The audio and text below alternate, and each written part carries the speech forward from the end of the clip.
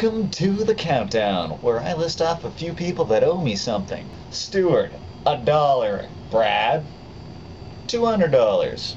Victoria, $250. Mom, $300. And Mom, don't give me any of that crap. You made me and you can break me. Chip, $4,200.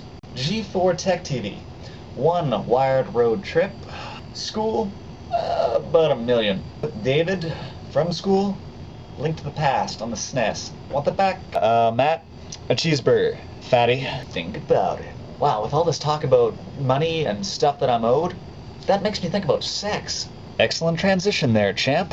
Well, speaking about sex, I guess I can answer a few of those types of questions. With being a little bit of an internet star, 19 subscribers and climbing, I get tons of emails about sex. That's why they call me the Virgin Sex Machine. Just the other day, I was emailed by thisisspam@unknownspammer.com if I wanted another 2 inches down there. Well, this spam, I wouldn't mind another 2 inches around my waistline. It'll help me fit in my pants a little bit better. Think of that, ladies. 46 inches around. Think about it. Alberta Nunavut of Prince Edward Island asks, will it hurt the first time? Well, Alberta, assuming you're a guy, everything's gonna be just alright. Treat it like shopping. Get in, take what you want, and get out. Pay if you must, but get the job done. But if you're a lady, Alberta, and it doesn't hurt the first time, you aren't doing it right. It's God's way of telling you shouldn't be a whore. And to save it for marriage, it also means you shouldn't have let your first time be at the hands of nunchucks. Really, it depends on the position though. So once you find that right fellow, or 2 chicks, try them all out.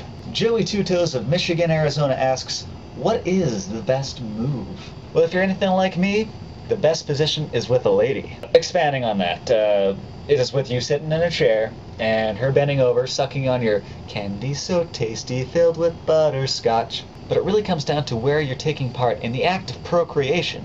Let's say you're taking part on the beach, using the general missionary position. He plows her fields until she's halfway down the dock. But then he pulls out, sticks his banana in the sand before returning to work. I call this move the sandworm, and while it's trademarked by me, feel free to use it. But for general positions, there's also the Korean spine cruncher, the popular one-night stand, and the so bad I'm never gonna call her again. Damn you, Juliana! Now I can't show you any of my moves, because we're almost out of time, but if you need help with them, just ask one of the ladies down at your local library.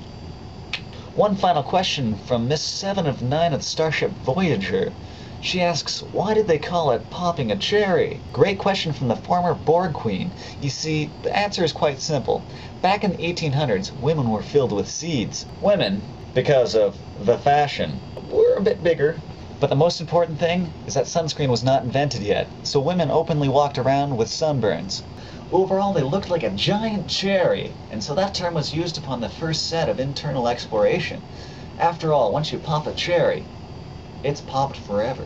Well, I hope those answers were able to bring you to satisfaction. But now I gotta go before you wake up.